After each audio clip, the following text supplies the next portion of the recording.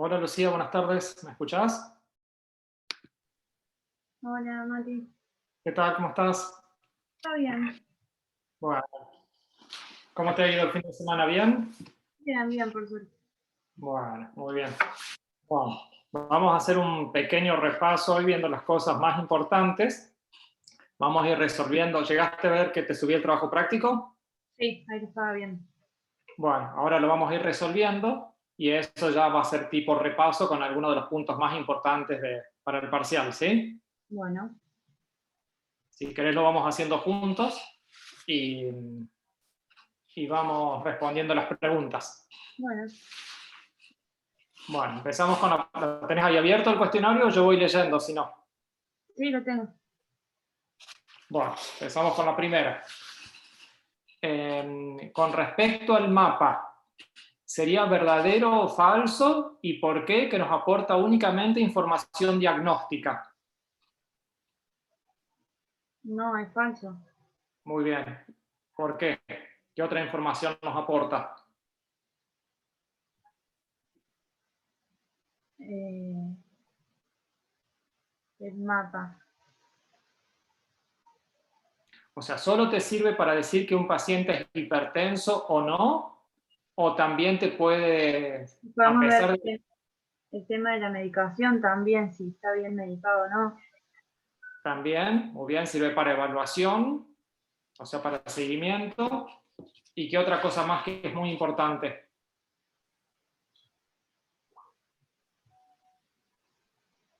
Eh, el monitoreo, seguimiento y diagnóstico, ¿no era? Algo así.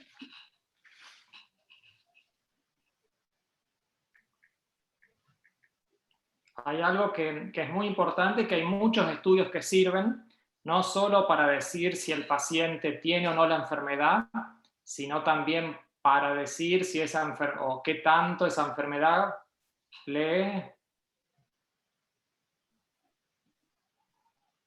No, no me doy cuenta.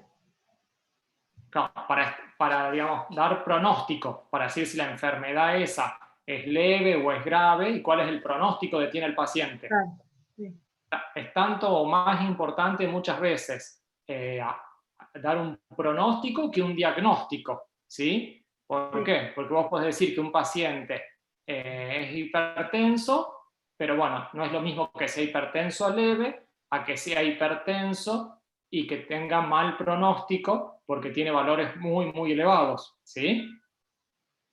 sí. Igualmente, como podés hacer mediciones de la presión durante el día, de la presión durante la noche, para saber si son DIPER o no, eso también es valor pronóstico.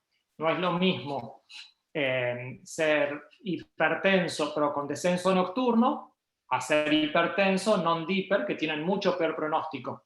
Los que no les baja la presión durante la noche, en general tienen mayor lesión de órgano blanco. ¿Sabes lo que es lesión de órgano blanco? Ya cuando afecta a lo que es cerebro y todo eso, todos los órganos principales. Exactamente, o sea, en general, uno cuando habla de cualquier patología, cuando uno dice lesión de órgano blanco, es que tiene afectados los órganos que afectan esa patología. En este caso de la hipertensión, lo que estaría afectado sería a nivel cerebral, a nivel cardiovascular, con hipertrofia ventricular izquierda, con aterosclerosis, con insuficiencia renal y demás. ¿Sí? Sí, Bueno, entonces en este caso sería, como bien dijiste, información diagnóstica, pero también información pronóstica. bien. Bueno, vamos a la segunda. Bueno, ¿cuáles son las indicaciones del mapa?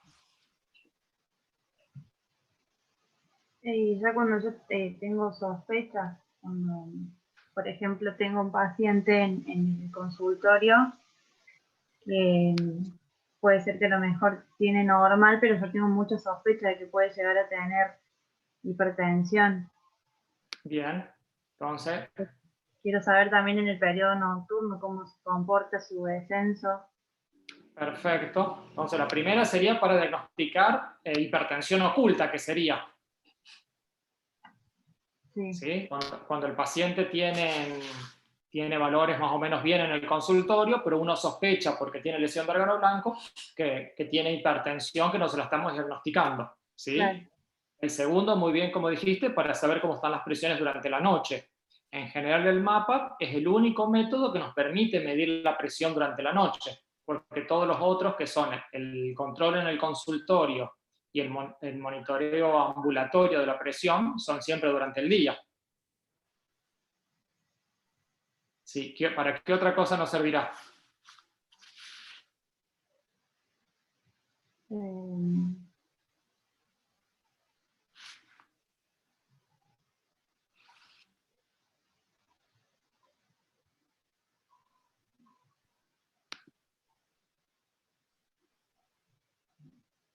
No me acuerdo.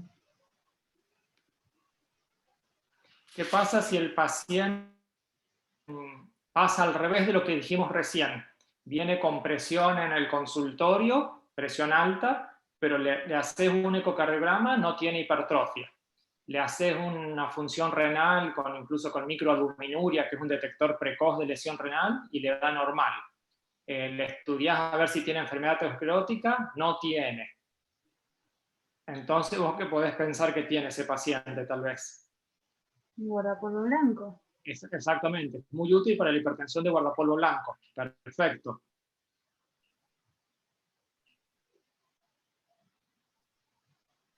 Bueno, acá vamos a poner acá, ahí voy a compartir pantalla.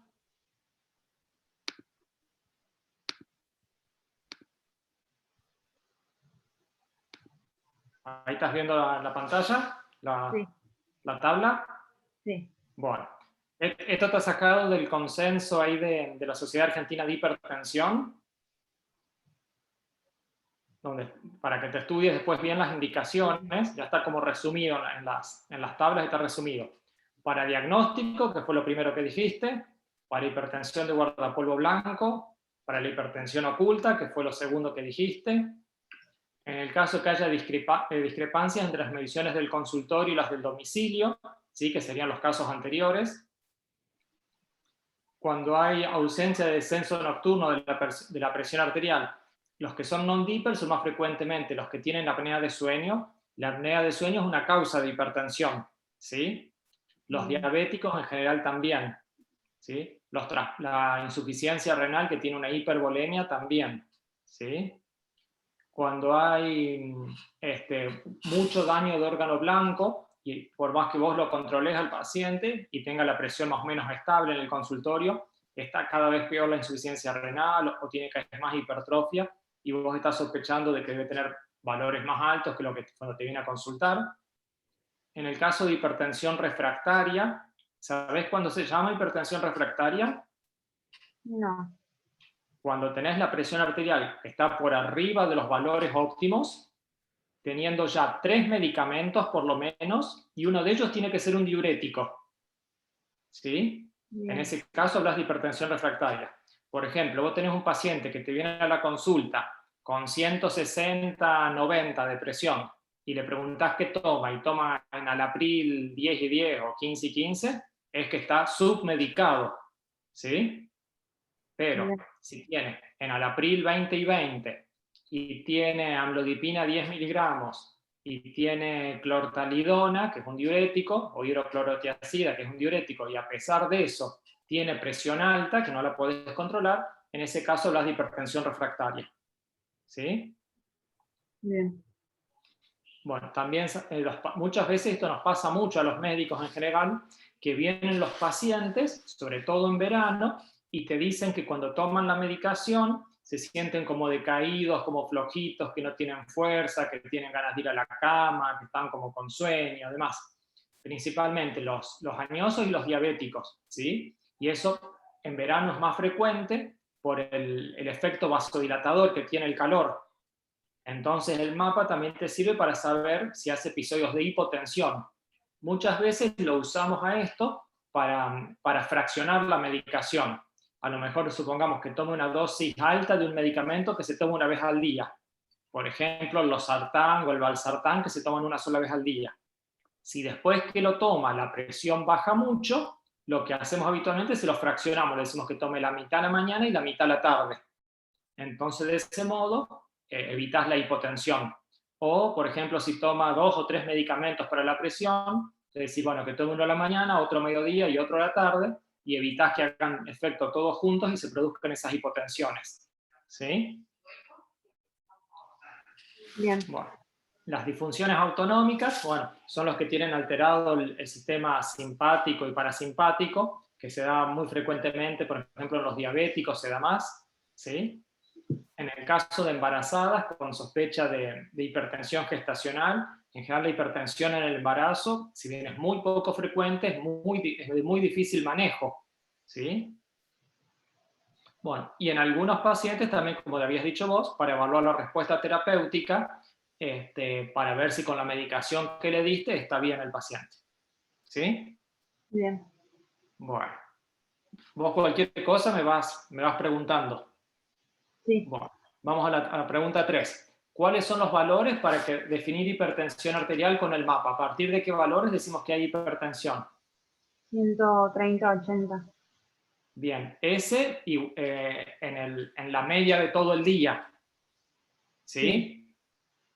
Y durante el día, o sea, si solo tomas las del día o solo tomas las de la noche.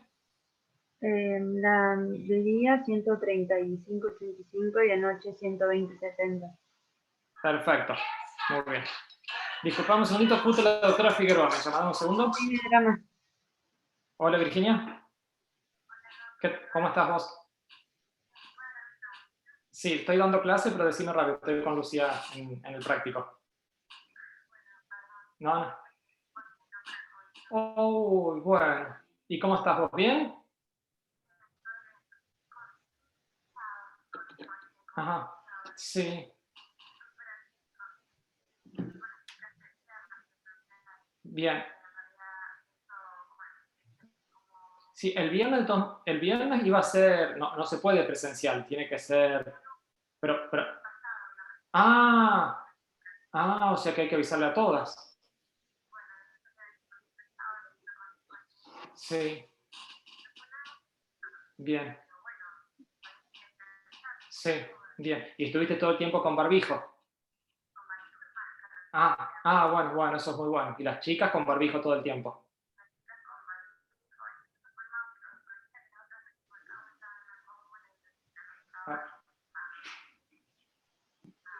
Bueno, listo. Justo estoy con Lucía, así que ya le aviso a Lucía y ya les avisamos al resto de las chicas. Bueno, no, el asunto es que vos estés bien. Bueno, avísame cualquier cosa. Bueno, un beso grande, hasta luego. Bueno, Lucía, ¿escuchaste? No, no sé qué. Bueno, la doctora Figueroa está con COVID y me dice que estuvo con ustedes el viernes. Sí. Pero bueno, o sea, si todos usaron el barbijo y me dijo ella que ella estuvo con la máscara puesta, el Sí, riesgo de tengo. contagio es realmente muy, muy bajo. De todos modos, se van a tener que hisopar. Sí. Bueno. ¿Eso está ¿Sí? bien? Sí, dice que está muy bien, está con un poquito de disfonía nomás, pero no ha tenido nada, dice nada, ni fiebre, nada raro. Bueno. ¿Sí? De todos modos, el riesgo es realmente muy, muy bajo, porque nosotros acá atendemos permanentemente pacientes y si si estuvo con el barbijo puesto y ella estuvo con la máscara, uno se queda tranquilo. ¿Sí? Pero bueno, igualmente hay que hacerlo por protocolo. Sí. Bueno, entonces, como bien dijiste, es importante diferenciar cuando hablamos de los valores en el promedio de las 24 horas, cuando hablamos de los valores diurnos y cuando hablamos de los valores nocturnos. ¿Sí? Sí. Hay veces que la presión arterial nocturna es difícil de medir porque en realidad es presión durante el sueño y muchas veces el paciente obviamente que pone la hora en que se acuesta, pero de ahí hasta que concilia el sueño, ¿viste? Puede pasar 10 minutos, puede pasar 2 horas, depende de cada paciente. Entonces por ahí es un poco difícil de determinar exactamente la presión nocturna cuál es. Pero bueno, es una de las limitaciones que tiene el método. Pero está muy bien lo que respondiste, está muy bien. Pasamos a la siguiente. ¿Cuándo decimos que el paciente tiene patrón Dipper? Cuando hay un descenso entre el 10 y el 20%, Perfecto. ¿Y non-Dipper? eh, no bajaba, creo. No hay descenso, perfecto. ¿Y Dipper extremo? Baja más del 20. Baja más del 20, perfecto. Acá hay otra tablita. Entonces, como bien dijiste, Dipper normal, que sería lo que deberíamos tener todos, hay entre un 10 y un 20% de descenso durante la noche. Este Dipper reducido, el Dipper reducido lo ponen ellos, pero no está como consensuado. Pero bueno, sería hasta un 10%. El non-Dipper o el que aumenta, el Dipper invertido, que sería que aumente durante la noche en relación a los valores diurnos, y el Dipper extremo más de un 20%. Está perfecto lo que respondiste. Bien. Bueno, vamos a la siguiente. ¿Qué cantidad de mediciones o qué porcentaje de las mediciones tienen que ser satisfactorias, o sea, tienen que ser de buena calidad para que se considere, digamos, útil el mapa? El 70%.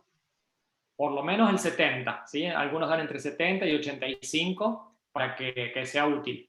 Y si uno toma las mediciones efectivas, deberían ser por lo menos 14 mediciones durante el día y 7 mediciones durante la noche para que el mapa, digamos que uno diga que los valores son aceptables. Si da menos de eso, menos del 70% de las mediciones, o menos de 14 y 7, lo ideal sería repetirlo. ¿Sí? Bien. Pero el mapa no es un estudio, no es como el Holter común, digamos, que se tolera bastante bien. El mapa es incómodo, ¿sí? Los pacientes en general esa noche no duermen bien, algunos que trabajan les molestan las actividades del trabajo porque cuando se insufla empieza a hacer el ruidito y dependiendo del trabajo que uno tenga, eso molesta, uno se pone nervioso. O sea que no es tan fácil repetirlo como el otro aparatito del Holter, que si bien puede picar un poco los electrodos y demás, pero en general no se siente tanto. Hay que pensarlo un poquito antes de repetirlo. Y muchas veces los valores nocturnos, sobre todo, hay pacientes que realmente que tienen sueño liviano, esa noche prácticamente no pegan un ojo, se despiertan a cada rato.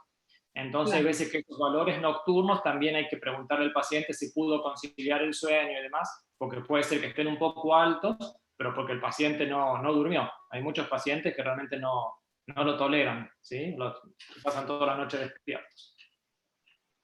Bueno, ¿cuándo decimos a qué paciente vos diagnosticarías que tiene hipertensión de guardapolvo blanco, de bata blanca? ¿Y en qué paciente pensarías que tiene hipertensión enmascarada? U oculta, hipertensión oculta. ¿Cómo tendría que estar los valores del mapa y los valores de la presión en el consultorio o en el domicilio? Y en el caso de bata blanca estaría elevado en el consultorio, pero en el mapa serían valores normales.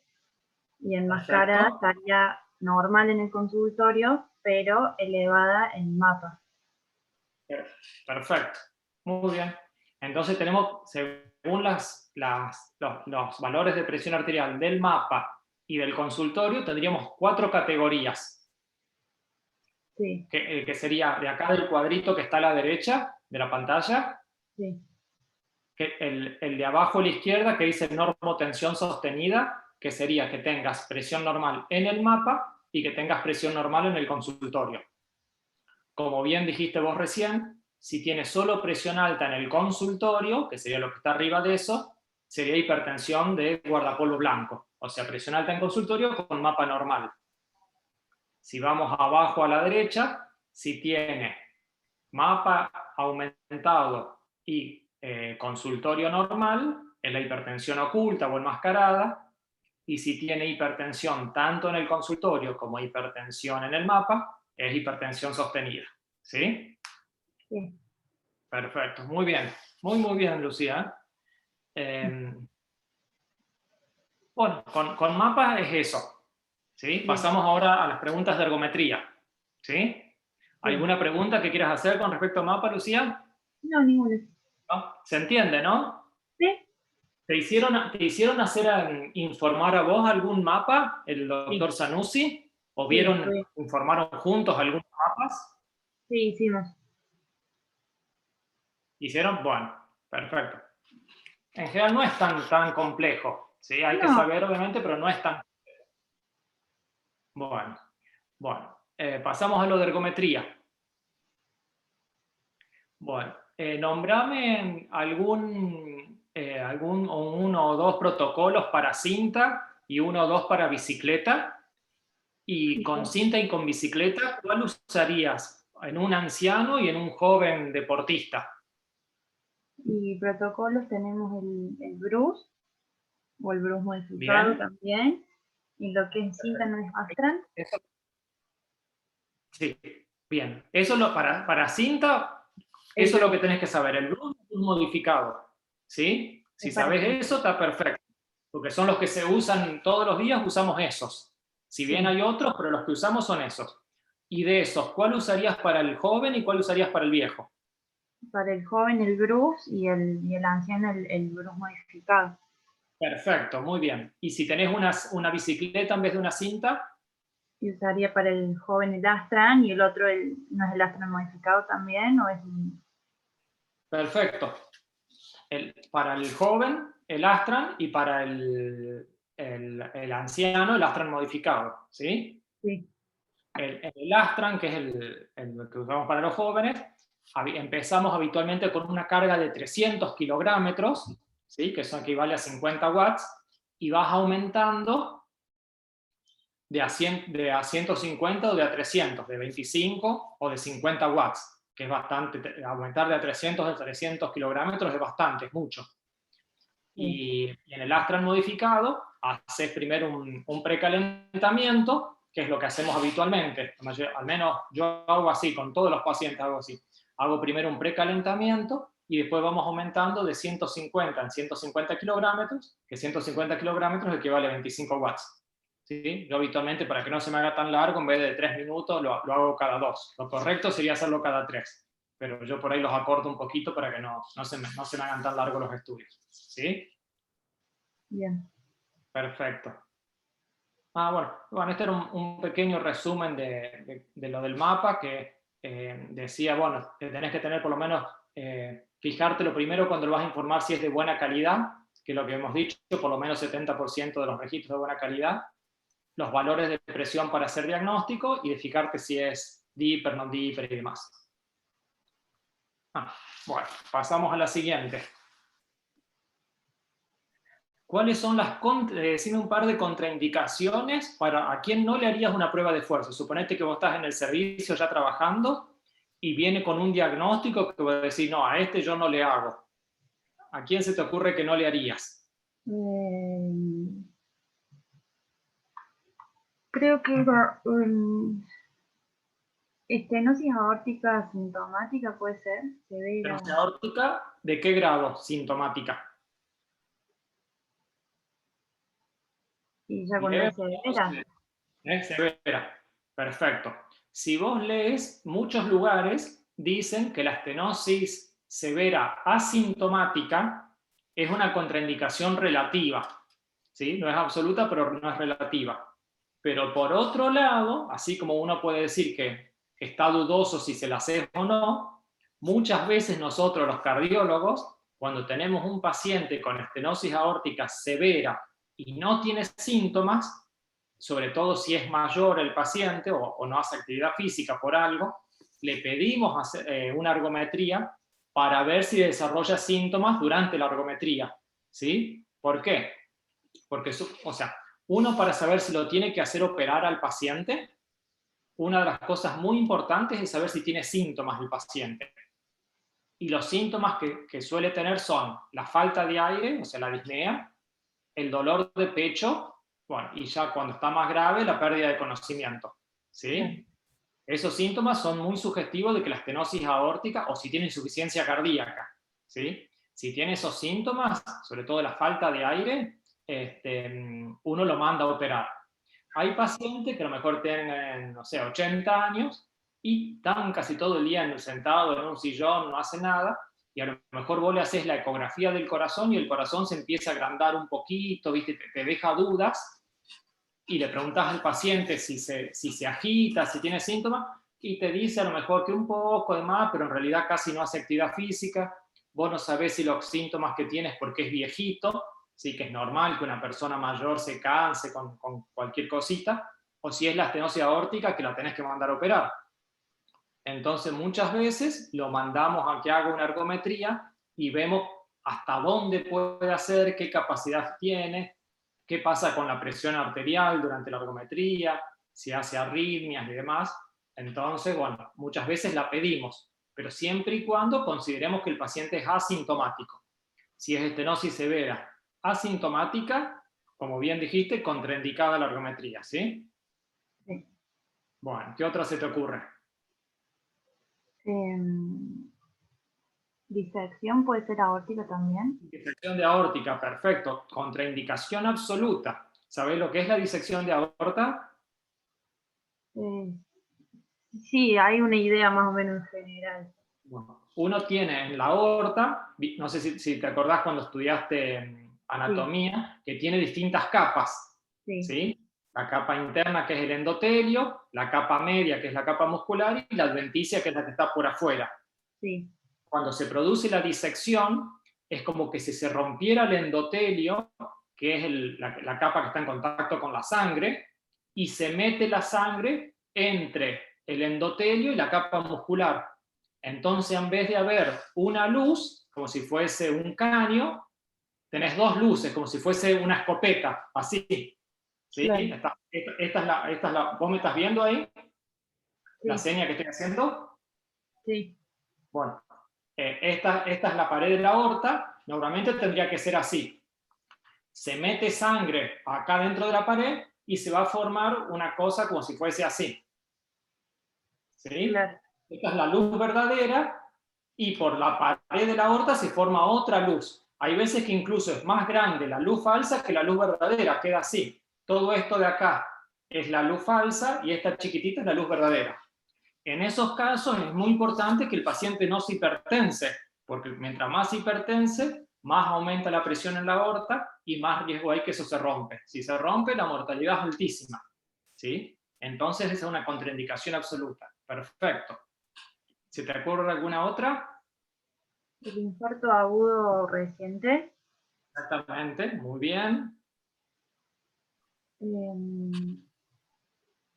Hipertensión pulmonar. Hipertensión pulmonar severa, muy bien. No me acuerdo qué otra. Bueno, Pericarditis. bien, todas las inflamaciones del corazón. La endocarditis, que es cuando tenés una vegetación, una infección en el endocardio. La miocarditis, que es cuando tenés una inflamación del músculo cardíaco. Claro. Y la pericarditis, que es cuando se te inflama el pericardio. Todas esas son contraindicaciones. ¿Sí? Sí. El tromboembolismo pulmonar también es una contraindicación. ¿Sí? Sí. La hipertensión arterial no controlada, supongamos que viene un paciente y antes de hacer la prueba le controlás y tiene 210, 100 de presión. Es una contraindicación, ¿sí? Claro, es mucho eso. O las arritmias ventriculares severas. O sea, si viene el paciente, vos le conectás el electro y tiene extrasístoles, no hay problema. Tiene extrasístoles y duplas, no hay problema. Pero si lo conectás, perdón, y tiene colgajos de TB, de taquicardia ventricular, ahí no le haces, ¿sí? Claro. O, por ejemplo, hay patologías, supongamos que tenga una fibrilación auricular, que es una patología que puede ser crónica y totalmente benigna, con frecuencia cardíaca controlada, ningún problema. Hasta incluso a veces uno le puede pedir la ergometría para saber qué pasa con la frecuencia cardíaca cuando hace ejercicio.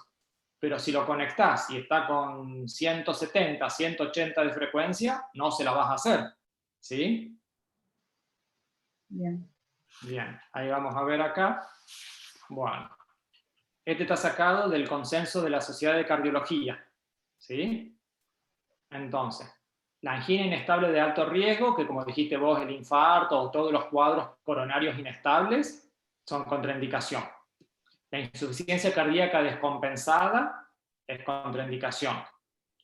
La hipertensión arterial no controlada, que es lo que dijimos recién, las arritmias de cualquier tipo, ¿sí?, que no estén controladas, sobre todo si producen compromiso hemodinámico, o sea que producen hipotensión, ¿sí?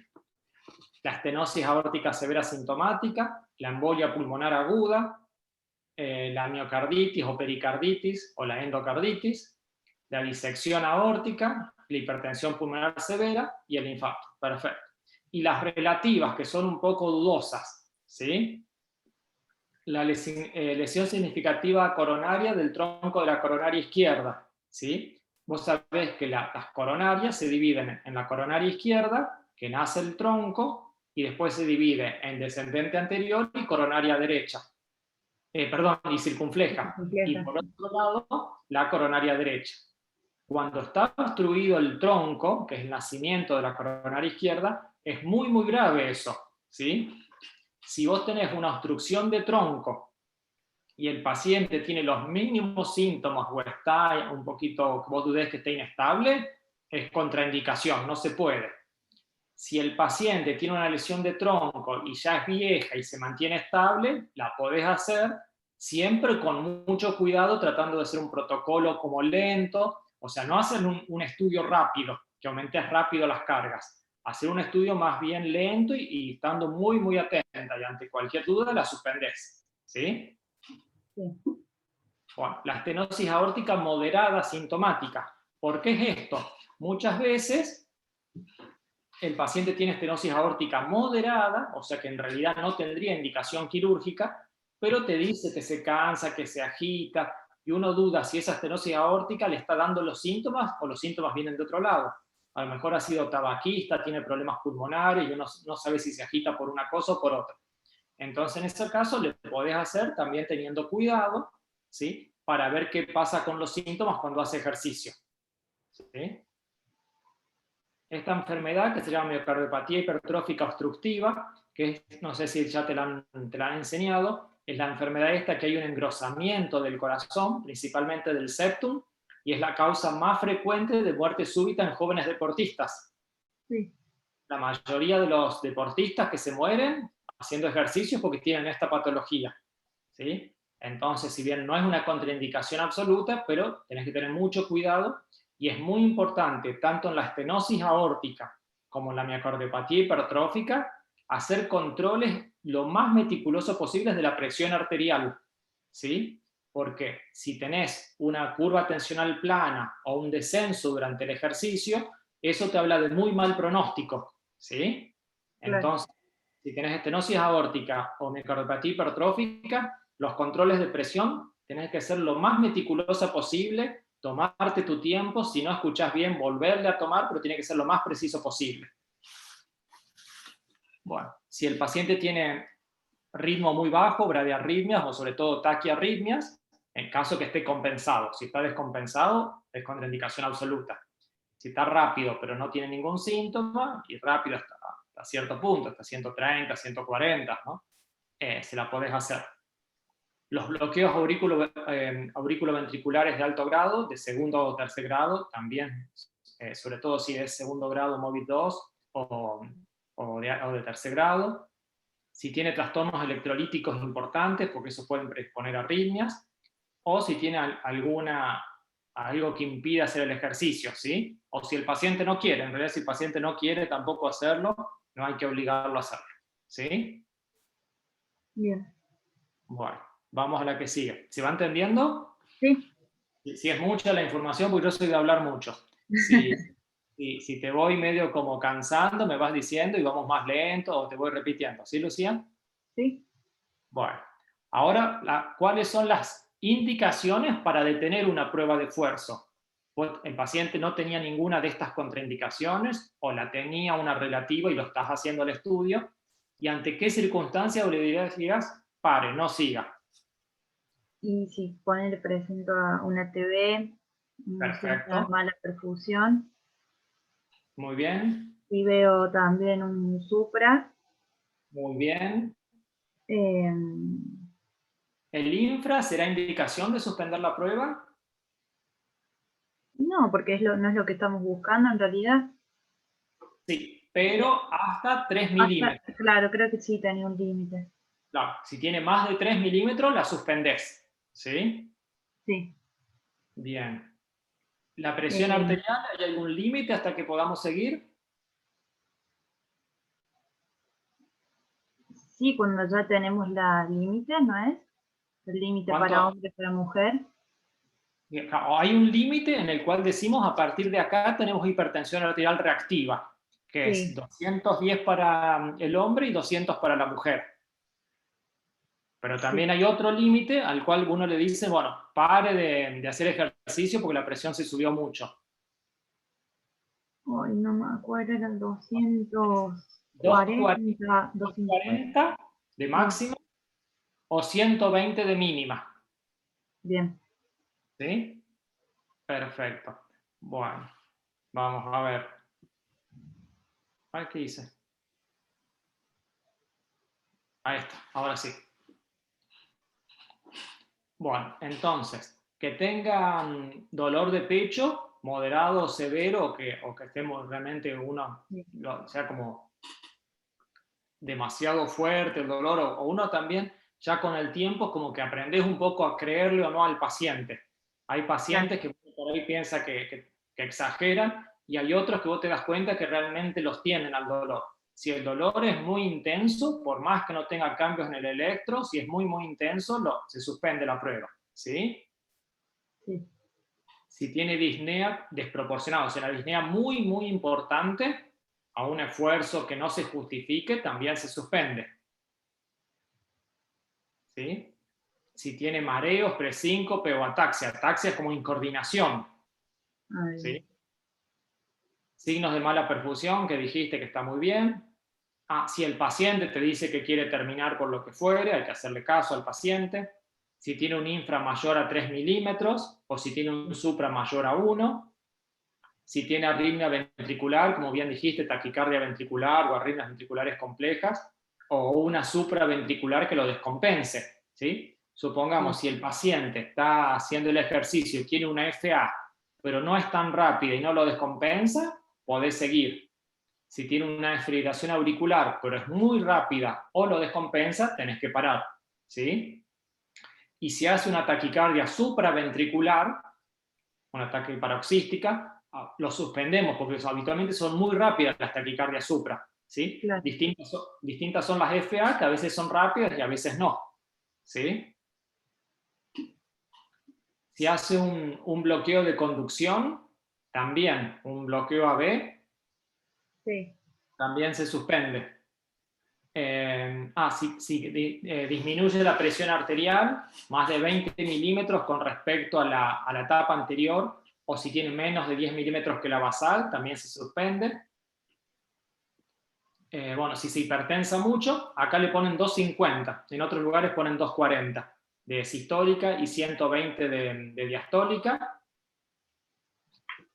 Si no tenés, si el registro electrocardiográfico se te perdió y la verdad no podés ver, no es que esté un poquito vibrado, es que realmente hay veces que el registro se te pierde, sí, que eso muchas veces pasa, uno tendría que suspender la prueba, o si no le podés tomar la presión arterial por alguna causa y estar sobre todo con la presión media limítrofe, o es un paciente de riesgo, también. Bueno, y cuando el paciente está cansado, obviamente también. ¿Sí? bien. Bueno, hay algunas que son muy importantes. El supra, como dijiste, el infra de más de 3 milímetros, las arritmias, ¿sí? Sí, Los trastornos de conducción auriculoventricular, ¿sí? La caída de la presión arterial, esa también, porque esa es signo de severidad y cada tanto la vemos. ¿Sí? Hay otras que son más raras, pero esas son las más importantes. Bueno, vamos con la siguiente.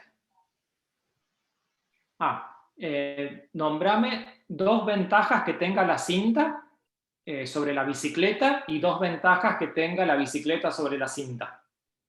Oh, em, y la ventaja de las bici,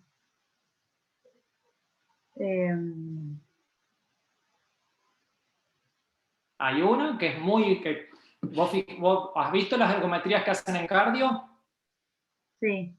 Bueno, ¿y vos viste las que hacemos nosotros acá en medicina nuclear? Sí, te he Eh, mostrado yo. sí, un video creo que vi. No, pero de los trazados. Sí, el tema trazado se ve mejor en bici. Bueno, Hay esa tanto te movimiento. exactamente, esa sería la diferencia más importante a favor de la bicicleta, es la calidad del trazado. En general el trazado con la bicicleta es bastante bueno y con la cinta es bastante malo, ¿sí? Porque el paciente al estar corriendo, obviamente que los cables se mueven y el registro es malo. Es más fácil tomar la presión ahora que pienso también. También la toma de presión es más fácil en la cinta que en la bicicleta. En la bici, En la bicicleta, perdón, en la bicicleta que en la cinta, ¿sí? sí. Bueno, ¿y cuál es la principal ventaja que tiene la cinta?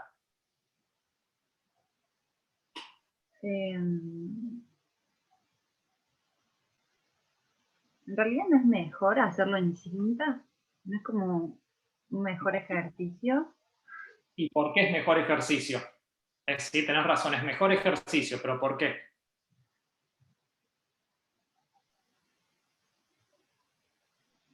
Me doy cuenta, o sea, Porque cuando uno hace cinta, la masa muscular que vos tenés que utilizar para correr es claro, mucho mayor a la masa que tenés que utilizar para pedalear.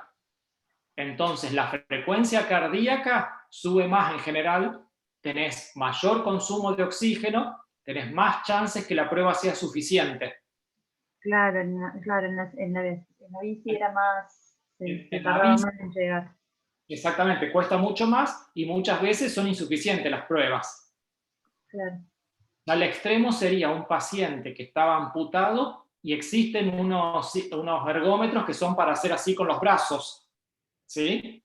Pero en eso, fíjate, la masa muscular que uno tiene en los brazos en comparación a las piernas es mucho menor, o sea que la posibilidad que llegue con eso ya sería mucho menor todavía, claro, ¿sí? Entonces, lo principal que tiene la ventaja de la cinta, siempre acordate que como es mayor la masa muscular que interviene en el estudio para hacer el ejercicio, aumenta más la frecuencia cardíaca, aumenta más el doble producto, tiene más rendimiento diagnóstico porque tenés más pruebas suficientes. Esa sería la principal, ¿sí? bien. Bueno, vamos a ver qué nos dice acá la guía. Bueno, dice que las ventajas de la cinta, el ejercicio es más fisiológico y mejor tolerado. Mejor tolerado no estoy tan seguro, más fisiológico sí. El consumo de oxígeno superior, definitivamente. Se consigue mejor rendimiento, tenés más pruebas que son suficientes, sí. El comportamiento de la frecuencia y la presión arterial es más fisiológico, sí, porque se parece más a las actividades que uno hace habitualmente, que son caminar, trotar y demás. Y se requiere menor colaboración del paciente, o sea, en realidad necesitas mucha coordinación del paciente, pero como los que lo pueden hacer, como la bicicleta te va marcando el ritmo, es como que la tenés que ir siguiendo sí o sí. No te podés decir, bueno, aflojo un poquito ¿viste? Para cancherearla. Vos lo tenés que seguir al ritmo de la cinta que te lo impone ella. Pero necesitas bastante coordinación. Un paciente viejito por ahí le cuesta, ¿sí? Sí, Y los inconvenientes, bueno, que tiene mayor costo y mantenimiento, en general son más grandes. Las cintas se rompen más y son grandes, necesitas una sala más grande. Requiere entrenamiento previo, si necesitas más coordinación. Con la bicicleta es como más fácil en general pedalear que seguir el ritmo de la cinta. Bueno, lo que dijimos recién, necesitas mayor coordinación. Conviene mayor metrosexualidad en la aplicación. Bueno, es muy importante la calidad del registro. ¿Sí? Tenés que ser muy meticuloso porque si no se ve muy mal. Y como vos dijiste también, es más fácil tomar la presión con la bicicleta que con la cinta. ¿De acuerdo? sí, Pero el principal es la frecuencia cardíaca y que tenemos masa muscular que son más suficientes y lo de la presión arterial. Eso sería lo principal de una y de otra. Y bien. el registro que es muy malo en la cinta es muy malo. Bueno. Bueno, vamos a hacer los electrocardiogramas, ¿sí? Bueno, Para que yo voy a abrir acá el archivo.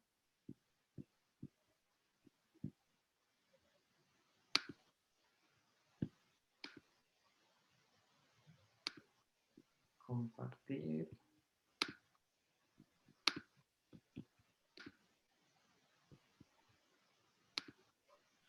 Bueno,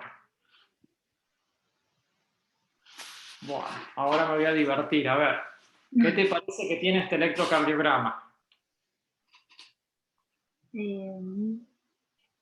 Vamos a ir diciendo así las cosas principales, ¿sí? Sí. Ritmo, vamos rápido, ritmo, pareciera que estuviera bien, ¿no? Sí.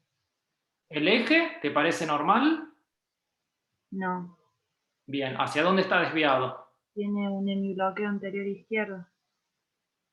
No sé, me parece que no. ¿Hacia dónde está desviado? De uno.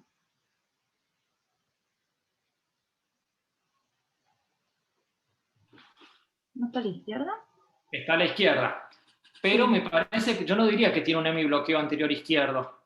Normalmente, ¿cómo se ve D1 y ABL y cómo se ve ABF y D3 en el hemibloqueo anterior izquierdo? No son positivos. Claro, D1 se tiene que ver una Q chiquitita y una R alta, y en ABL. ¿Sí? Sí. Y en la cara inferior al revés, una R chiquitita y una S profunda. Sí, entonces ¿Y no este en es. ABF le ves R? No. Me parece que tiene otra cosa esto. O sea, está bien que está desviado de la izquierda, pero me parece que no es un hemibloqueo.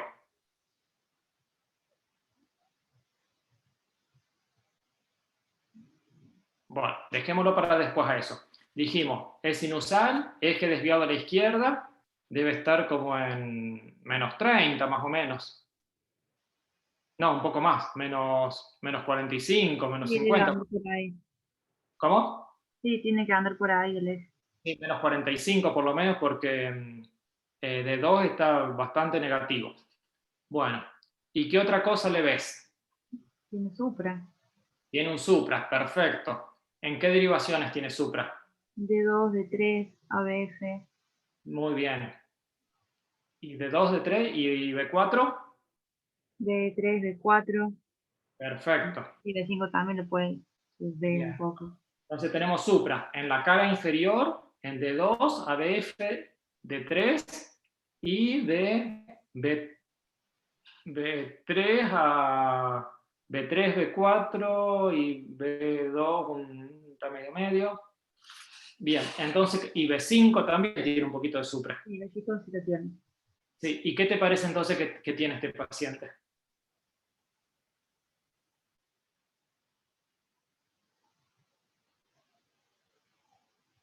No, no lo tengo. ¿Por qué tiene supradesnivel del ST?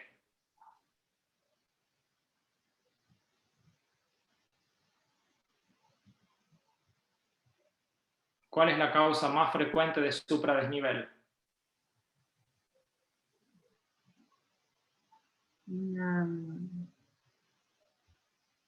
Ay, se me fue.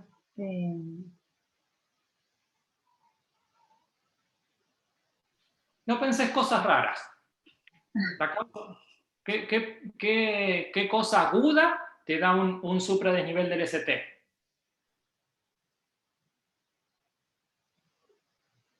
Un infarto. Un infarto, perfecto, un infarto. ¿Y vos pensás que este se empezó a infartar hace unos minutos o ya tiene que tener bastante de infartado? Y no, no, ya tiene, me parece, por las ondas Q, ¿o no? Exactamente, tiene un infarto que si bien debe ser subagudo esto, o sea, no es que se empezó a infartar hace 10 minutos, porque ya tenés Q, fíjate, en D2, en toda la cara inferior tenés Q. Pareciera como que antes del infarto seguramente tenía un bloqueo de rama derecha, porque vos fíjate que B1 tenés RSR, ¿sí? Sí. En B2 seguramente debería haber tenido algo más o menos parecido, pero ya la mechó por el infarto. B3, B4, fíjate que tenés complejos con R minúscula, que ya tendría que tener R, la mochó a la R, ¿sí? Sí. O sea que tiene un infarto evolucionado, ¿sí? Bien. ¿Sí? Entonces tiene un infarto digamos, debe haber sido hace bastantes horas, puede haber sido hace 10 horas, 12 horas, 24 horas, o sea, todavía está con el cuadro agudo porque tiene supradesnivel, Claro. pero no es que empezó hace unos minutos, ¿sí? Sí. Bien, y seguramente de base tenía un bloqueo rama derecha. ¿Alguna cosita más o pasamos al próximo? No, no. Bueno, si obviamente no hace falta decirte que si vos le haces un electrocardiograma a este paciente en el consultorio, porque, no sé, te llamaron para que le haga un electro, este paciente no se puede ir, lo tenés que dejar ahí acostadito y le avisás a un médico que venga y que lo vea rápido, ¿sí? Sí. No necesariamente, muchas veces pasa, o sea, lo que hay que estar atento es cuando uno encuentra esto y que no tiene el contexto del paciente. ¿Por qué? Porque si yo te llamo, Lucía, urgente a la guardia que hay un paciente que hay que hacer un electro de urgencia, y vos ya vas corriendo con el carro del electro y le haces el electro, es como que ya estás esperando encontrar esto. Claro. ¿Sí? Ahora, si el paciente te cae al consultorio, suponete que vino a cardiología porque está desde la madrugada con dolor de pecho, no vino a la guardia, vino a cardiología. Entonces la secretaria le dice al médico, doctor, tengo un paciente con dolor de pecho de la madrugada, ¿qué hago? Bueno, decirle que se haga un electro y registrarlo que yo ya lo veo. Entonces el paciente va caminando hasta cardiología, vos le haces el electro, cosa que a veces pasa, es como que uno tiene ya el concepto que el paciente que viene caminando no tiene nada agudo, Claro. ¿sí? Entonces, a mí me pasó una vez no hace tampoco, hace como un año y medio. Un paciente me sacó turno, vino con turno a la consulta porque se estaba agitando de hacía no sé cuánto, o sea, 15 días que se agitaba y me contó, bueno, que había tenido un espasmo esofágico, entonces que lo habían visto y le habían dado medicación para el espasmo esofágico y que ahora estaba con una bronquitis, entonces cada vez que hacía actividad física se agitaba y bueno, lo estaba por ver que había sacado turno con el neumonólogo. Bueno, entonces, como me vino la consulta por control y me contó eso, bueno, dice, bueno, tiene una bronquitis, tuvo un espasmo, qué sé yo. Cuando lo empiezo a revisar al paciente, estaba taquicárdico, estaba hipotenso, se acostaba y tenía disnea. Ahí nomás le dije, bueno, vamos a hacer un electro, vamos a hacer un ecocardiograma, un laboratorio, y el paciente se había infartado hace 15 días, lo habían visto 2 o 3 médicos, y uno le había dicho que tenía bronquitis, el otro había dicho que tenía un espasmo esofágico, y el paciente se había infartado. Pero no es lo primero que uno piensa, entonces hay que estar atento cuando uno ve esto con el paciente, por más que parezca que esté bien, tomar los recaudos del caso. ¿Sí? Sí. Bueno, vamos con el segundo. Este es fácil, este no tiene tanta trampa. Bueno, es sinusal, el eje es normal. Y bueno, es un bloqueo rama derecha. Perfecto, muy bien. Vamos al cacique, este no tiene demasiadas cosas, eso nomás. Tercero.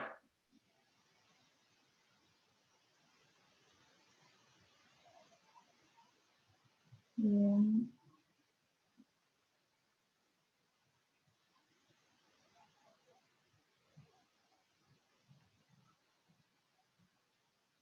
¿Es sinusal? Estoy tratando de ver, pero no veo bien las ondas P. Bien, en el D2 de control abajo es toda una sola derivación que es un D2 largo. Sí. ¿Te parece que es regular? No es seguro. Fíjate bien en el de abajo. Hay veces que cuesta diferenciar cuando tienen muchas extrasístoles supra, a veces no es tan fácil de diferenciar si son muchas extrasístoles supra o si es una fibrilación auricular, ¿sí? Sí. Pero este tiene bien característica de FA, está bien como Sí. todos, ¿sí? No hay ninguna secuencia como así como para establecer un patrón, esta es la frecuencia de base y las otras son las extrasístoles, ¿sí? Es como que está todo totalmente regular. Bueno, ¿y el eje a dónde está? No, es normal. Eh, Porque a veces hizo difásico, podría llegar a estar en cero, ¿no? Casi hizo difásico. yo diría, sí, sí. Sí, a lo mejor un poquitito más para la izquierda, pero Sí. sí, está bien. Bueno, y el resto no grandes cosas. No veo nada más. Perfecto, lo principal la FA, muy bien. Vamos al que sigue. Bueno, y que FA de alta respuesta ventricular, ¿sí? Sí, digo, está bastante rápido. Acá, bueno, le hemos cortado normalmente, sabés que tienen unas rayitas y uno puede contar cuántos latidos hay dentro de esas rayitas y lo multiplicás y te da más o menos la frecuencia aproximada. Sí. Pasa que acá se las hemos cortado, por cortarle el diagnóstico se le hemos cortado las rayitas.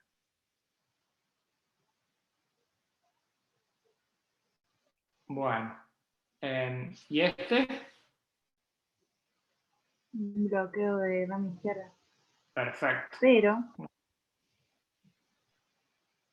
Pero tiene todos los complejos. ¿No marca paso? No, bloqueo de rama izquierda. No. No. Porque, ¿qué le veías vos para marcapaso? ¿Le veías espiguita o le veías los complejos raros? No, sí, pensé que era marcapaso, pero no. No. Bueno, y si fuese un marcapaso, ¿qué marcapaso sería? Un DDD. DDD. ¿Y cómo está funcionando? Bien. Bien, pero supongamos que le vemos que adelante de la P no hay espiga, de eso estamos seguros. Sí. Y decimos que al principio del QRS tiene una espiguita. En ese caso, ¿cómo estaría funcionando el marcapaso? Vos dijiste DDD recién, ¿no? Triple D. Sí. Bueno, Está sensando aurícula y estimulando ventrículo, digamos. exactamente. Si sensa la aurícula y estimula el ventrículo, ¿cómo estaría funcionando el marcapaso? La primera letrita, ¿qué indica? ¿Cuál es la cavidad? Estimulada. Entonces sería... No entiendo lo que supongamos que decimos no es un bloqueo, sino que es un marcapaso, ¿no es cierto? Sí. El ritmo es sinusal. Adelante de la P no hay ninguna espiga. El ritmo es sinusal. Y los latidos ventriculares son latidos estimulados. En ese caso, el marcapaso, uno puede decir que tiene puesto un marcapaso DDD, porque tiene un cablecito en la aurícula y un cablecito en el ventrículo. Sí. Pero ¿cómo está funcionando en este momento el marcapaso? Ah, como BBI. No, como BDD. B corta porque estimula el ventrículo. Sí, estimula el ventrículo, sí, ahí está. ¿Sí? Pero está sensando las dos cavidades. Sensa la aurícula, como la sensa bien a buena frecuencia, no estimula. Sí. Sensa el ventrículo y como no sale, supongamos que no sale el complejo ventricular, estimula el ventrículo. ¿Sí? Sí. Entonces, en este caso, si el marcapaso que tiene el paciente es un DDD, pero que está funcionando como B de vaca, DDD, BDD. ¿Sí? Sí. ¿Se entiende eso? Sí. ¿Sí? Bueno, perfecto. Bueno, a ver qué te parece este. Este es sinusal. Uh-huh.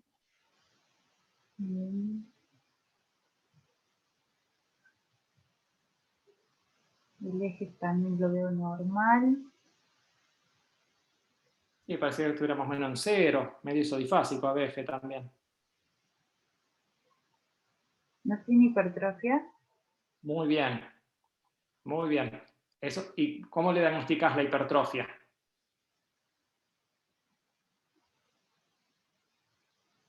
Por el, no sé, por el índice de Sokolov. Exactamente, por el voltaje, perfecto. Y habitualmente cuando tienen hipertrofia, que este lo tiene, ¿qué suelen tener? Que este lo tiene. Aparte de los complejos altos. ¿No tiene trastorno en la repolarización? Perfecto, vos fijate en D1, fijate un poco en D2 también, en ABL, en B4, no, en B3, B4, B5, B6 tiene trastornos de la repolarización, ¿sí? Sí. Entonces, cuando uno ve esos trastornos de la repolarización, algo tiene que haber, ¿sí? No es normal esa repolarización, ¿sí? Sí. No hay veces que uno tiene una repolarización con unas T media, o sea, un ST como chato y con unas T planitas, así todo medio difuso, y eso le decimos trastornos difusos de la repolarización, que pueden ser normales. Cuando ya tenés estas T así negativas, Sí, no es normal. Algo tiene que tener el paciente, ¿sí? sí.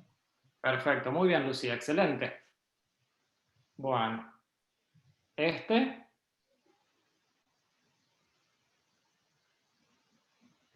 míralo bien, ¿eh?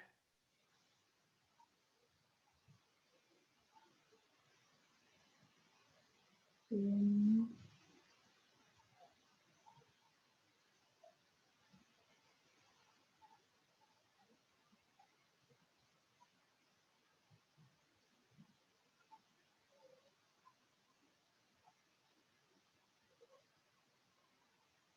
Míralo tranquila, que tiene una trampita.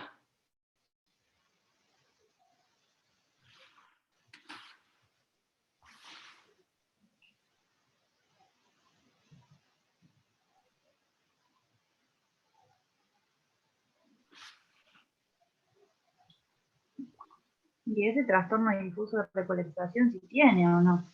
Que tiene... Bueno, pero antes de eso, ritmo primero. Vamos por partes, así nos damos cuenta dónde está la trampa. Sí, es sinusal, pero no sé si llega a tener la preexcitación. Bien, ¿por qué decís que es sinusal? O sea, en D2, por ejemplo, el primer latido parece ser una onda peso, Bien, sí. ¿Y el pero, segundo? pero después es como que hace como si hiciese la onda delta. O sea, Con el segundo latido? sí, no sé, me llama la atención eso, ¿no? Bueno, ¿y cómo es la P del segundo y del tercer latido? Fíjate en el 2 de abajo. En el primero tenemos una onda positiva. Algo que esté negativa, claro. Segundo, todos los otros latidos hasta medio llegando al penúltimo, que vuelve a tener una onda una P Sí, positiva. sí, son Todos los negativas. otros tienen una P negativa. ¿Y el PRS es cortito o es un PR largo o normal? Corto. Un PR corto. Entonces, si tenés una onda P negativa con PR corto, ¿dónde se origina ese ritmo? Ah, en el nódulo AB, ¿no es? Sí, en la parte inferior de la Claro, aurícula. porque se va para arriba. Sí, Exactamente. Entonces, como se va para arriba, vos lo ves como negativo, y como ya está, no tiene que hacer todo el trayecto desde el nódulo sinusal hasta el nódulo AB, porque se generó en la parte baja, es que tenés más cortito el PR, ¿sí? Entonces sí, pareciera como un ritmo auricular bajo, le decimos, claro. ¿sí? Perfecto. Y lo otro que dijiste, también, que tiene trastornos de la repolarización ventricular, ya parecen un poco más difusos. Vos fíjate que Claro, B1, es más D2, plano. B3, ABL, B1, B2, B3 está bastante bien, y después en lo otro está todo como más planito, B5, B6 está como más plano, no es como el otro que era bien, con una T negativa, ¿sí? Sí, Bueno, pero lo principal de este es reconocer el ritmo auricular bajo, ¿sí? bien. Bueno, vamos al que sigue. A ver este de acá. Y ese es sinusal. Bien. Acá cuesta saber dónde termina un complejo y dónde Sí, empieza el sí. otro. La verdad que el eje yo no sé dónde está, porque se me mezcla un complejo con el del otro. Bueno. ¿Y por qué será que se nos mezclan los complejos? Que ya lo vimos en otros. Y ese tiene hipertrofia también, me Este parece. tiene mucha hipertrofia, Sí, ¿sí? Tiene complejos realmente grandes y vos fíjate, tiene trastornos de la repolarización ventricular igual que el otro, también. ¿sí? Sí, Cuando uno ve esas repolarizaciones así como ya tenés que ir buscando que algo tiene que tener el paciente, ¿sí? claro. Perfecto, muy bien. A ver este.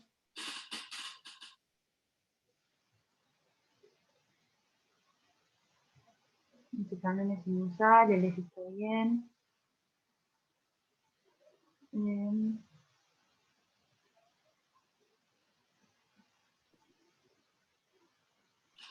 Este es el más difícil también de todos. normal. Es más difícil porque uno le va buscando a ver qué tiene, y no le encontrás, te empezás a desesperar porque no le encontrás nada y es No, no normal. tiene nada. Muy bien. Es bien, bien normal, pero a veces ya te da desconfianza cuando hay uno tan normal. Decir, no puede ver si el profe, algo me está poniendo acá. Muy bien, normal.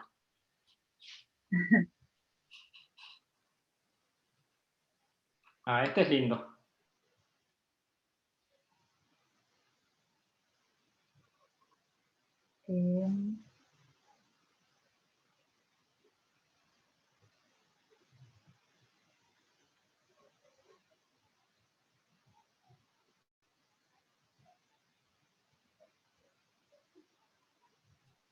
¿No tiene un bloqueo? Muy bien, ¿bloqueo de qué tipo? No es el segundo grado. Perfecto. Móvil 2. Móvil 2, muy bien. No, fíjate, ¿el está fijo o va progresando el No, 2? el 1, perdón. El Exactamente. 1. Se ve bien, vos, bueno, 1, 2, 3, 4. En el cuarto latido digamos, del final para adelante, en esa Sí. secuencia, fíjate cómo se ve el PR en el cuarto latido, o sea, cómo se ve justo abajo de donde dice B1, B2, B3, ¿sí? En ese latido, digamos. Sí, sí, En sí. ese vos fíjate el PRDS del siguiente y cómo se va alargando hasta que el siguiente, el último, falta, ¿sí? Sí, sí, Perfecto, entonces un bloqueo AB de segundo grado, MOVIX 1. sí. ¿Y cuál tiene peor pronóstico, el MOVIX 1 o el MOVIX 2? ¿Hay uno que sea más grave que otro?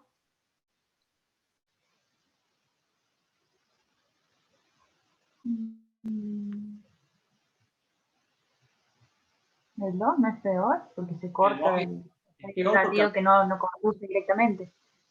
no puede ser igual que este en cuanto a los latidos que faltan, puede ser igual, porque acá también hay latidos que faltan, ¿sí? Sí, Por ejemplo, acá tenés un primer latido, un segundo latido, el tercer latido falta. Después sí. tenés el cuarto, probablemente el quinto falta, ¿sí? La diferencia es a la altura donde se produce el bloqueo en el sistema de conducción. Los que son como este, MOVIX 1, habitualmente se produce el bloqueo antes del nacimiento del haz de His, y los otros del haz de His para abajo. Y mientras más abajo sea, peor es, porque tenés menos tiempo de escape, ¿sí? Sí. Entonces, justamente son más graves porque los escapes que tenemos son mucho más lentos, ¿sí? Sí. Bueno, vamos con el que sigue. Este es un lindo electro también.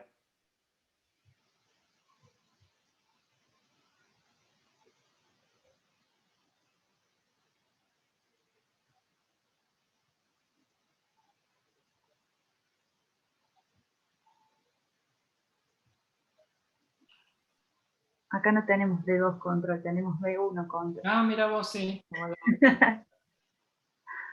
Tiene un bloqueo de primer grado, ¿no? Bloqueo de primer grado, muy bien. ¿Y Sí. algo más? ¿El eje dónde está? El eje está desviado. Sí. Y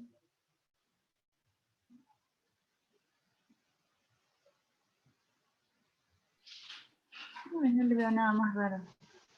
Yo creo que este sí debe tener, me parece, un bloqueo anterior izquierdo. Vos fijate que en D1 y en ABL tenés R chiquita y S.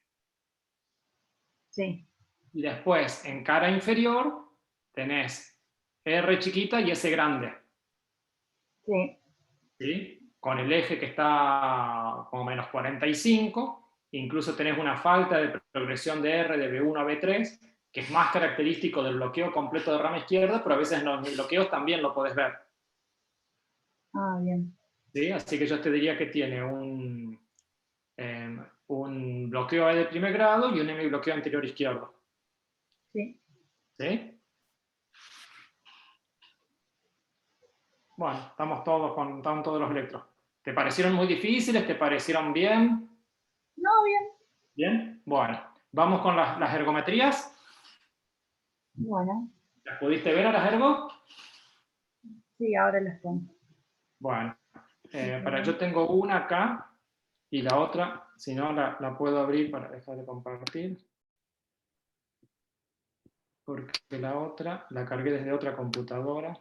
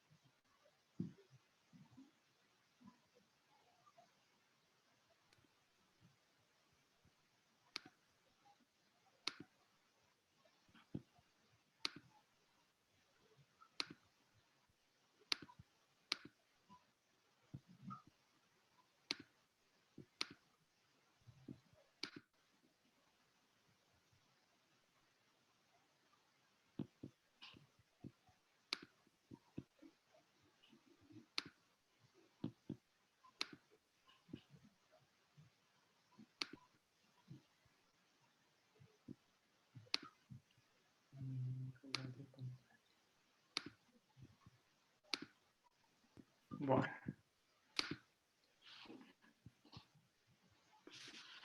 Ay, no sé si lo puedo aumentar acá el zoom. Se ve chiquitito. A ver acá. Bueno.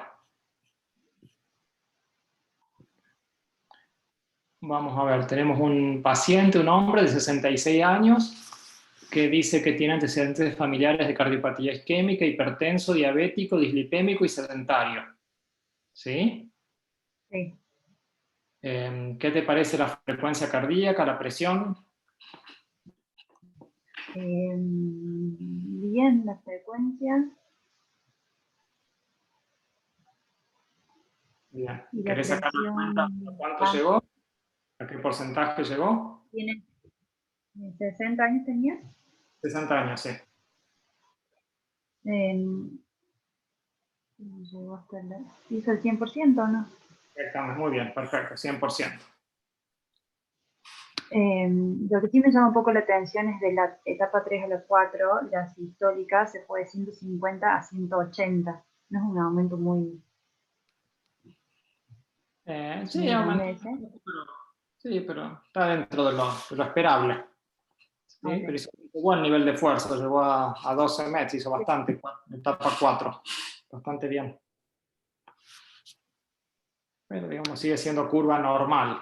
Bien. Bueno, a ver si, no sé si, ay, no sé si me deja pasar esto.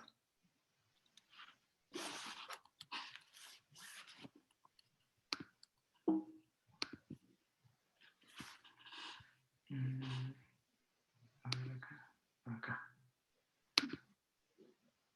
Ahí está. ¿No?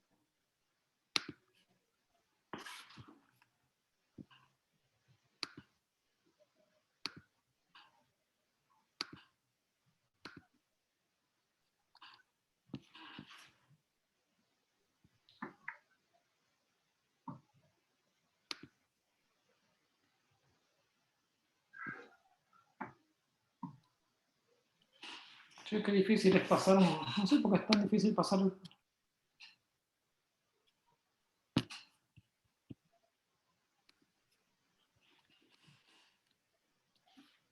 Dejo de compartir un segundo. Si no, yo comparto la mía que lo tengo abierto. Ah, bueno, perfecto, mejor. Sí, porque no sé por qué no lo puedo compartir yo. No lo puedo ir pasando, no sé por qué. Es decir,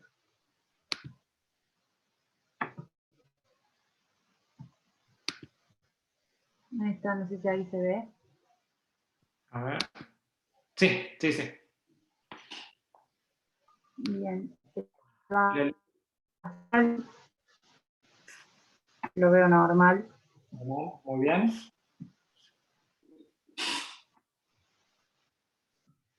Después,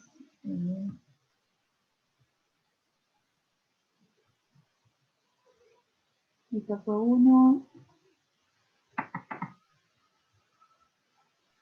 También está bien. Perfecto.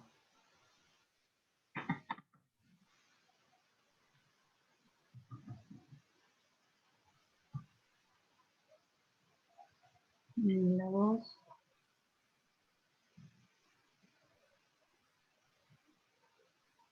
Sí, está medio tironeado, pero hay que ver.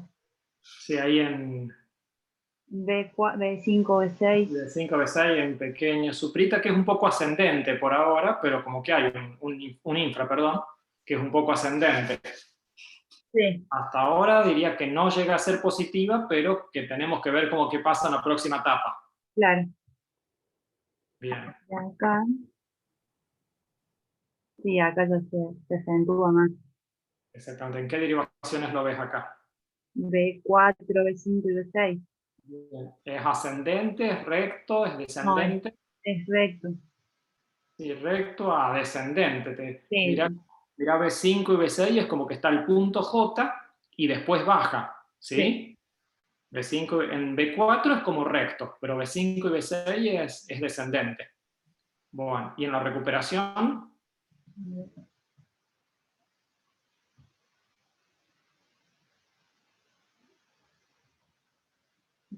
Sí, acá se hace más descendente. bien, Este se es el que mantiene, toca. perfecto. Y hay una etapa más todavía.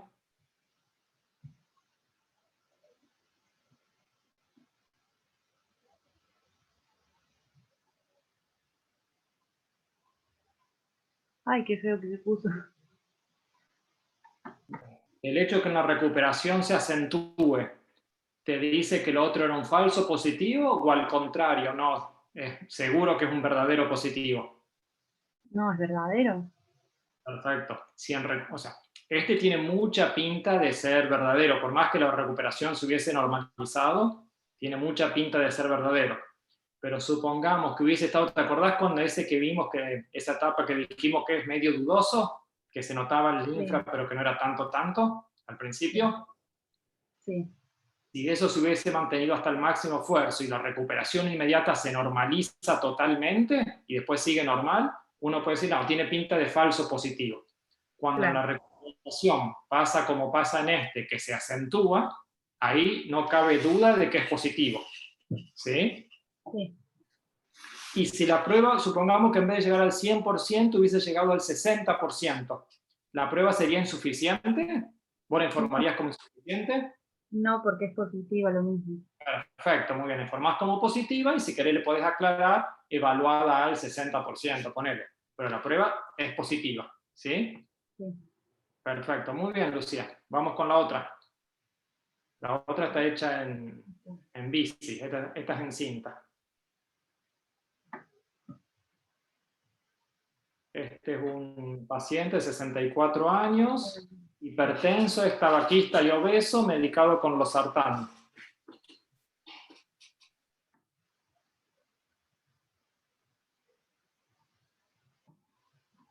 Y acá hizo 133.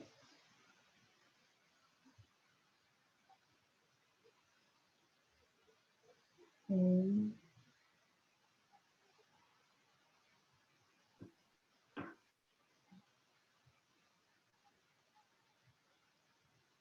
hizo justo el 85%. Bien. La presión, El tema de la presión está, tiene hipertensión arterial basal. perfecto. Y bueno, el resto bien, o sea, la cronotrópica normal. Bien. ¿Y el ascenso de la presión fue normal durante el ejercicio?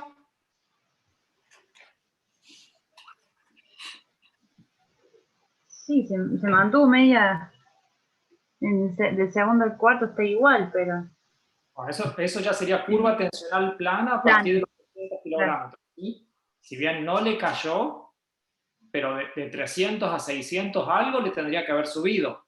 claro. Eso no es normal. Ahí ya tenés que poner hipertensión sistólica basal con curva tensional plana a partir de los 300 kilogramos. ¿Sí? Bien, No, si bien no cayó, pero no es normal de que no suba nada en 3 etapas, algo debería haber subido. ¿Sí? sí. En esas etapas. Bueno, vamos a ver los trazados. Y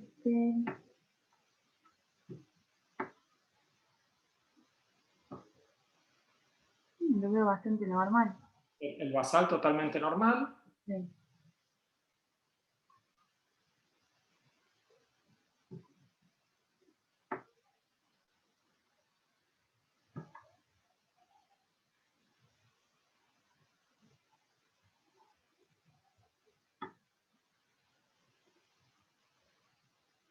Ah, hizo un bloqueo de rama dependiente de frecuencia. Perfecto. ¿Y de qué rama? Izquierda. Perfecto, muy bien.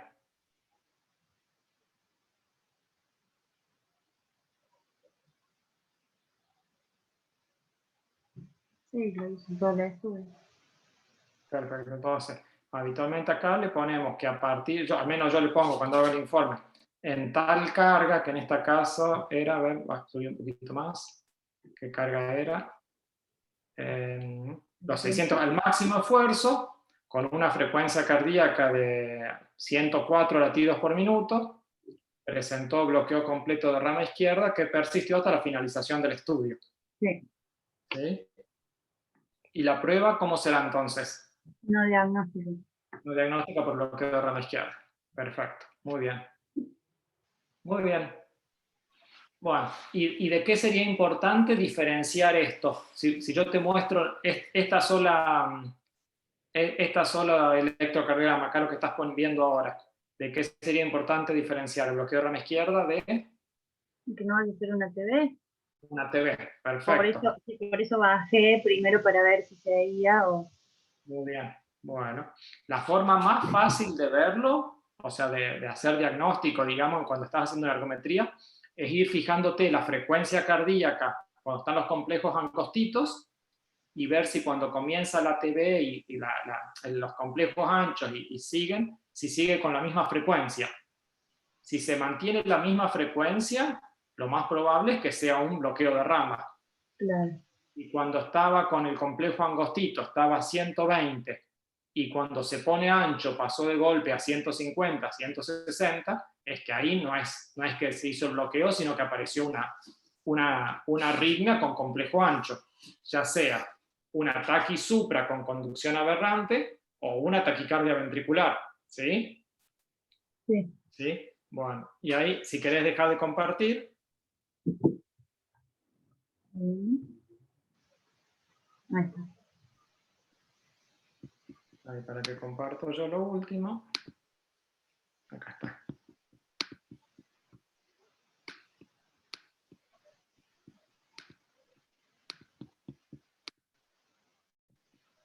¿Estudiaste con el doctor Estrada los criterios de Brugada? Sí, lo vimos. ¿Los enseñaron alguna vez? Ahora Sí, lo con vi hace poquito. hace poquito con el doctor Estrada. Bueno, los criterios, existen diferentes criterios, hay varios autores que han descrito sus criterios para diferenciar si una taquicardia con QRS ancho es una taquicardia con aberrancia o si es una taquicardia ventricular. ¿Sí?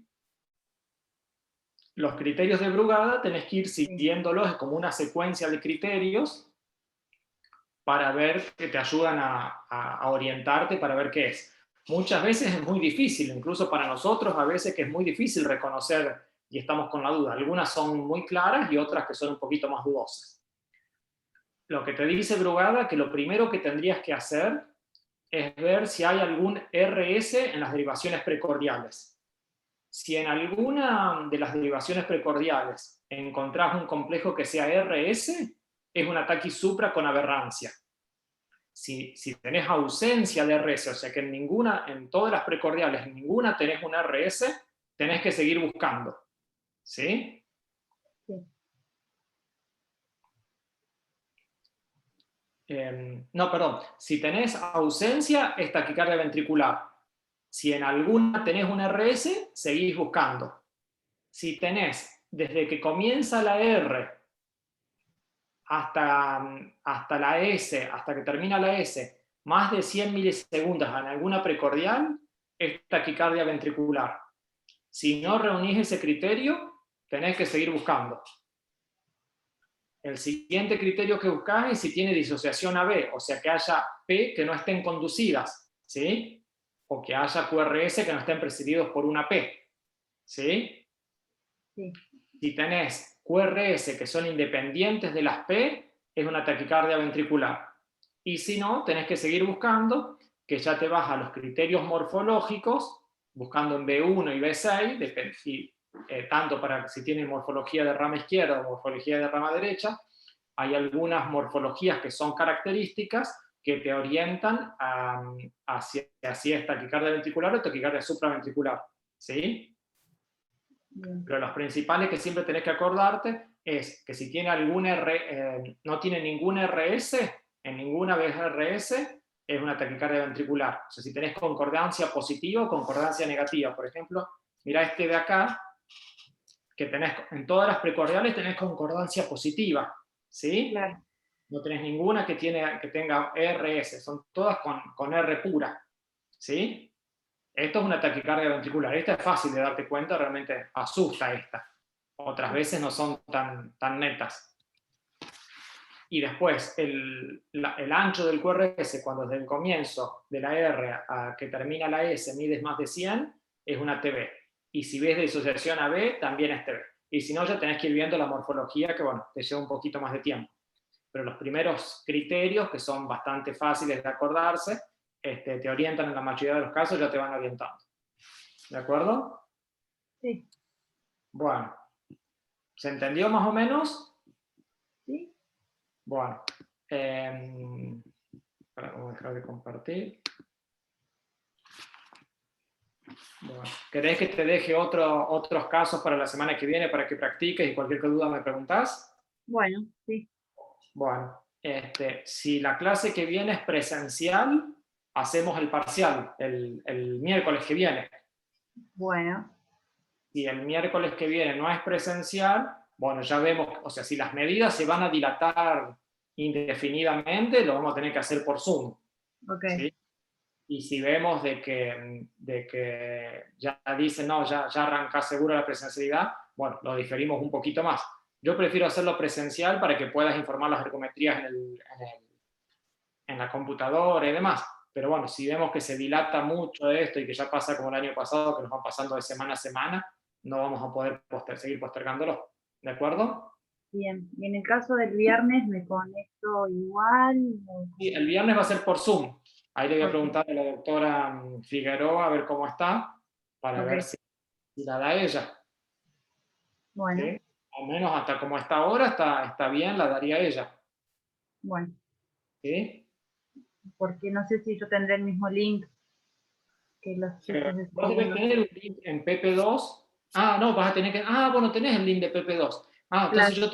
yo te lo voy a pasar al link, te lo pongo acá en el aula esta Ah, ¿vos este viernes tenés con la doctora Figueroa o tenés para? Déjame ver. No sé. Déjame ver. Eh, no sé si no tenés. Porque teóricamente hoy era el parcial.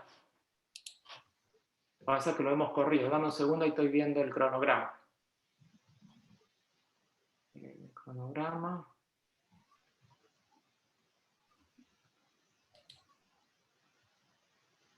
Tendría con Matías Martínez.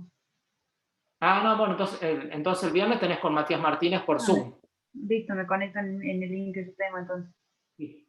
Ahí le voy a preguntar a María a cuál de los dos te tenés que conectar. Me parece que el de abajo. Me parece que Sí, viste que tenés. hay uno que dice miércoles y otro dice viernes. Perfecto, entonces te conectás al del viernes. Bueno. ¿De acuerdo? Entonces vas a ver arritmias supraventriculares, me parece que te tocaba. Sí. Sí, arritmias supraventriculares. Y el otro miércoles, que teóricamente sería presencial, hay arreglo con la doctora Figueroa para que hagamos un poquito de clase y un poquito de parcial. Hacemos una horita y una horita seguramente. Bueno. ¿De acuerdo? Sí. Bueno, muy bien, Lucía. Bueno. Te dejo entonces algunos casos, sí, seguramente mañana o el viernes más tardar, para que los puedas ir resolviendo. Y te los voy a poner tipo, no me acuerdo ahora si es como chat o si es como el otro, para que me puedas poner alguna respuesta o alguna duda que tengas. Bueno. Y vos lo puedas cargar también ahí. Si tenés alguna duda, me preguntás ahí mismo por el aula. Bueno. ¿De acuerdo? Sí, sí. Bueno, pero más o menos los temas más importantes son esos, y después va a haber seguramente alguna preguntita del licenciado Pogonza y de Godoy, de la parte que dieron ellos, va a ser menos porque hubo menos clases de ellos, pero alguna cosita de ellos también. Bien. Bueno, muy bien, Bueno, quedamos así entonces. bueno, nos estamos Bueno, viendo.